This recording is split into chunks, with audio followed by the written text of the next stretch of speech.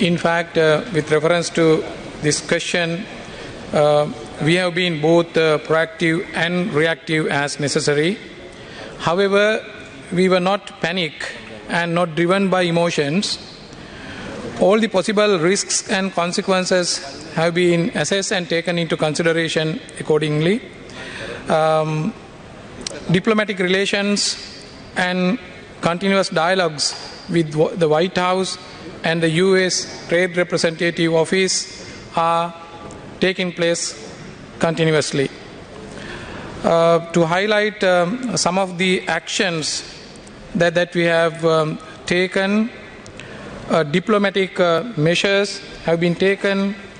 On 14th February 2025, the ambassador, Sri Lankan ambassador to the United States has been engaged with continuous discussions, and based on the outcome of this discussion, a particular report has been sent to us. We evaluated that. Then there is another engagement with the International Monetary Fund as well, just to highlight the significance of this issue, since we are working under IMF, EFF, the program. Then another meeting, the Trade Policy Analysis and Strategic Alternative, on 28 March 2025. The embassy undertook a comprehensive review of Sri Lanka's current import profile from the United States and analyzed US export performance globally. It was observed that most US goods are already subject to relatively some other para-tariffs relative, but not the other tariffs. And accordingly, some proposals also have been proposed. Then on 1st April 2025, the embassy engaged with the US Trade Representative Office, where Mr. Brendan Lynch, Assistant US Trade Representative for South and Central Asia, and Ms. Emily Ashby, Director of South Asia, took part in this particular discussion. And then immediate responding to the executive action, that is on 2nd April 2025, once this announcement was made, the report was submitted. So that is from the diplomatic ends. The other one, His Excellency, the President of Sri Lanka, appointed a special committee comprising industry experts and the government officials, and including to the deputy ministers, to look into this particular situation and propose possible actions to be taken. Accordingly, several meetings were conducted locally. In addition, we had a meeting with the US trade representatives also through a virtual discussion, where we discussed the possible options and the mitigation options to reduce this trade deficit. So even though it is called that the tariff rates are very high, the calculation is based on simply based on the trade deficit divided by its corresponding imports. So therefore, our proposal should also be based on the ways and means of reducing this particular gap. So these things are being discussed and a report is prepared. And we will be having another discussion with US Trade Representative Office tonight through a virtual meeting at 8 p.m. And then we held several roundtable discussion with local expertise well before this particular announcement was made at Lakshman Kadirgama Institute, where politicians and experts took part. In addition, the government also, His Excellency, the President, directly wrote to the President of the United States, Donald Trump, the letter highlighting the possible ways of mitigating these things and the actions that we can take, and the request for collaborations to reduce these tariffs. And that letter has already gone to and presented to White House, and the White House has acknowledged that letter received. So therefore, the idea and the views, especially spreaded in the social media and expressed by the people, that we have not taken appropriate action is not true. We have taken actions, but with respect to this particular situation, we have to understand that this is not a situation between only two countries. This is a global situation.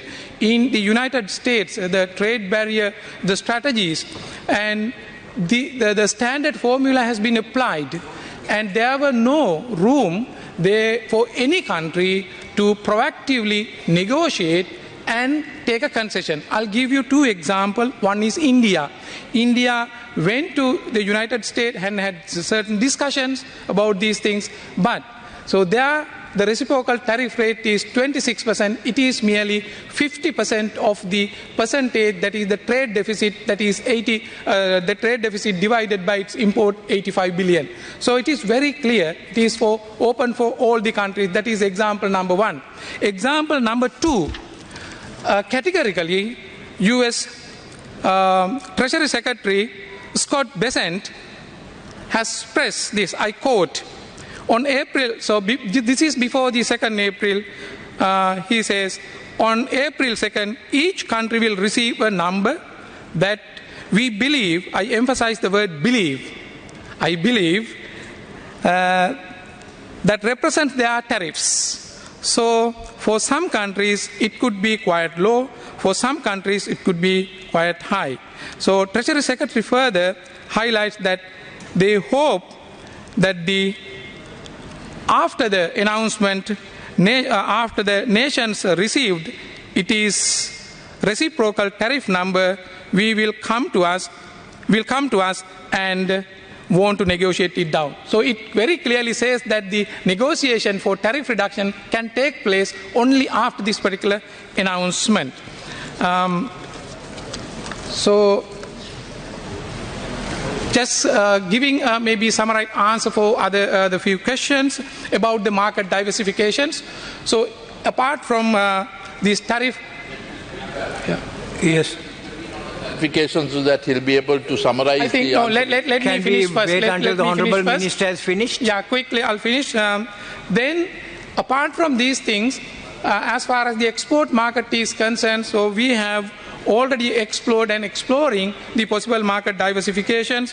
We are especially looking for opportunities in GSP Plus in the European region, and the UK also DCT as the possibilities, and the China and the Middle East, India and South Asian countries. There are various means and possibilities. In addition, special trade agreements as well.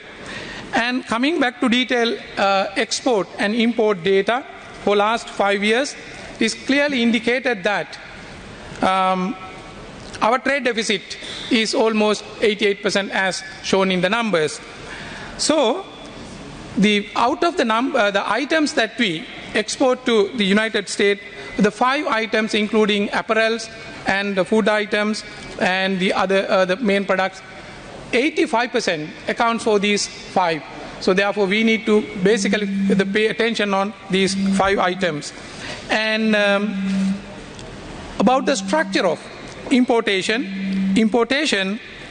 there are the food items and pharmaceutical products. Of course, for the pharmaceutical products, the tariffs is 0, and turbojets and optical, photographic items, and plastic and other related items. So major categories I just mentioned. So here the tariff rates are not that much. So that varies from 0 to 20. But the para-tariffs are there, of course, we can discuss. So by taking into account all these situations, our team is exploring, and we hope that we would be able to find a good the solution for the country.